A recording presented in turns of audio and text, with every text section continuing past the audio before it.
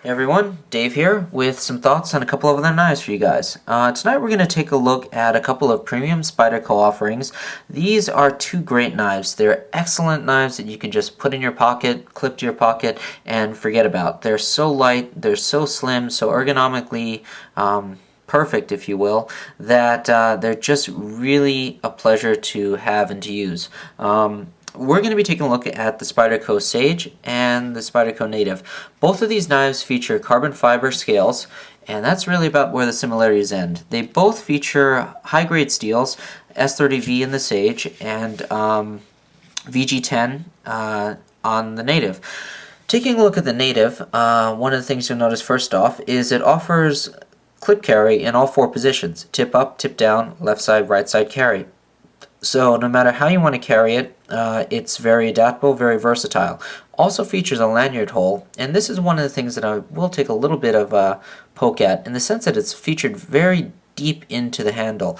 And when you're using a lanyard, that takes up a lot of the cord. And it doesn't really, it's not exactly centered. It's not great for lanyard carry, let's put it that way. So that's why I've opted out, even though I usually prefer that type of attachment to the knife. It features the lockback mechanism, and one of the things that I just want to draw attention to on this knife is the high level of quality and craftsmanship that went into it, especially on a production level knife. As you can see there, as the blade contacts the lockback mechanism, the tolerances are extremely tight. Even along the liners, you can see there's very little spacing, and there are washer spacers in there that help with the movement, but as you can see, everything is just so tight. There's no gaps, no loose spacing. Everything just locks up really tight. That full back of the knife locking lockback mechanism, just very solid. The action on the knife, because of that lockback mechanism, is going to be a little bit tighter, offer more resistance than maybe some people prefer, because that blade, even when well oiled, is always in contact with that locking mechanism. It essentially just rides along the lock up into the closed position. Not a big deal. I've gotten used to it. You can't really flick it open, but it's perfectly fine. Just open it with the thumb or index finger, whichever you prefer. It's great. It's very smooth, but there is some resistance. As you can see, there's the VG10 steel, high polish finish on the blade. It's not a mirror finish, but very high polished. It's very nice. As you would imagine, the edge on that knife, just great. VG10 steel, Sakai City, Japan. Very high quality steel there. One of the other things about this knife is the way that it's been machined and just crafted. All the edges on it are very smooth. There are no rough edges, except of course on the jimping on the choil here, which is essentially required. But everything is very smooth. All the edges have been rounded. Even on the spine of the blade, as you can see here, it features essentially a full swedge going from the back of the knife all the way to the tip. However, it's been smoothed along the edges, so as I'll show you on the Sage, where the edges are essentially like here, that are very squared off, along the swedge it's very smooth. It's very nice. I would say this is a nice, elegant gentleman's folder, if you will. The carbon fiber is very smooth, and we're going to contrast that with the Sage in a minute. But it's just very nice, smooth carbon fiber. A little bit of a gloss, a little bit of a kind of a matted finish, depending on what angle you're looking at. But essentially, it's a very elegant, very easy on the eyes, if you will. Some people have seen me with this knife, and they've remarked that, wow, that's just a very nice, elegant, simple knife. So that's the Native. Let's take a quick look at the Sage. The Sage also features the carbon fiber scales. However, as you can sort of see, and I'm going to try and describe it, the checkered pattern on this carbon fiber is textured in the sense that, think of each of the little squares alternating. Some of them are recessed and some of them protrude. So you essentially get a very textured checkerboard type grip. It's very secure, very nice. Think of it as like little square bumps all along the handle. I've never seen, well, it's rare to see carbon fiber like that. Usually you get the very smooth carbon fiber, so this is a nice touch to it. It features the liner lock. You can see full flow through, very nice with those 3 spacers there. Solid stainless steel, good stuff. On Unlike the native, it only features tip-up carry, left side, right side, does not offer a tip-down, not a big deal. With that liner lock, the craftsmanship on this guy is just excellent. This is one of the better liner locks I've seen. It locks up deep into that blade. Very secure, just excellent. And the way this is sort of ground out here, it allows you very easy access to disengage that lock. It's a lot smoother. Sorry about that. It is a lot smoother than the native on the opening. Very smooth action. Again, tight tolerances, but not as tight as that native. You could sort of see the spacing there. Some of the differences, and here's where you're going to start to see them, in the blade use.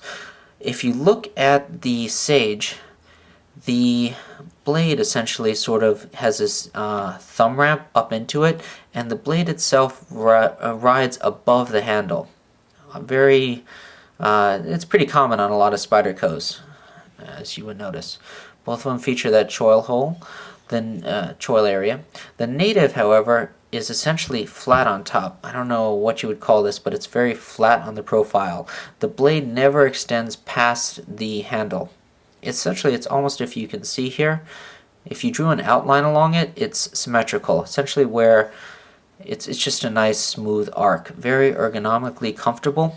I would say the native is a little bit slimmer in design, but only slightly so. You can see here in the thickness comparison. The blades are essentially the same length. Actually, the native, even though it appears a little bit smaller, is the longer of the two blades, though the sharpened area is essentially the same on both of them. The Sage is a little bit broader. Not such a big deal. If I didn't mention it, S30V steel on the Sage. An excellent steel, as you guys know. Don't need to talk too much about that. As you can see, the construction on both knives, everything looks very similar, but it's those slight differences that really set them apart. No lanyard hole on the Sage, so that sort of is a little bit of a downer for me, but not a showstopper at all. Different types of blade finishes. Same essential blade shape, that nice spear point. You can see here on the Sage what I was talking about. It's a little bit of a thicker blade. The edges, there is no swedge. They're not rounded. It's essentially a squared off edge. The Sage keeps its thickness. It doesn't taper as much as the native does, obviously due to that swedge. A little bit of a finer point. So you can sort of see there. To give you guys an idea, these are small pocket folder knives. Some comparables that I like to link them to. They're a little bit bigger than, here we go, Little Sog Twitch. Just to give you an idea. Much smaller knife. Some of the other videos maybe you've seen, the 350. A little bit bigger of a blade. Obviously much larger, much broader knife. So these guys are obviously smaller than this guy. Carries a little bit different. It can just completely overshadow them. Blade thickness, as you can see, while comparable, the Sage is a little bit thinner. I could get the exact specs for you. There you can sort of see. As you guys know, the 350 is a really overbuilt knife, hardcore, hard use rather. So, you know, the comparison there, take it for what you will. Another in that range, maybe a Strider PT, a little bit smaller in all aspects. So that sort of gives you an idea of what you're dealing with. Some overall thoughts. It's a great knife to just put in the pocket, like I said, and forget about. You obviously won't forget that it's there, but it just disappears. They're so slim and ergonomically nice that they really are just a pleasure to use and carry. They're not aggressive looking at all. That carbon fiber adds a sort of sleek elegance to both of them, whether it's textured or smooth. Very nice. The uses, I would say, are about the same, you know, with that choil grip there. Very comfortable in the hands. They're not large, small knives.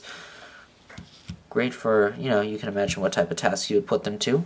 But overall, enjoy both of them a lot. I would say I'm probably been using the native a little bit more, simply because it's just feels a little bit different to me, a little bit nicer. It just disappears with that smooth, elegant finish. Just like it a little bit more. But both of them, fabulous knives. I would say the Sage is probably a little bit harder use, but it is what it is. I hope that's been a little helpful, a little informative. Hope you guys enjoyed. Question, comments, always appreciated. Thanks a lot.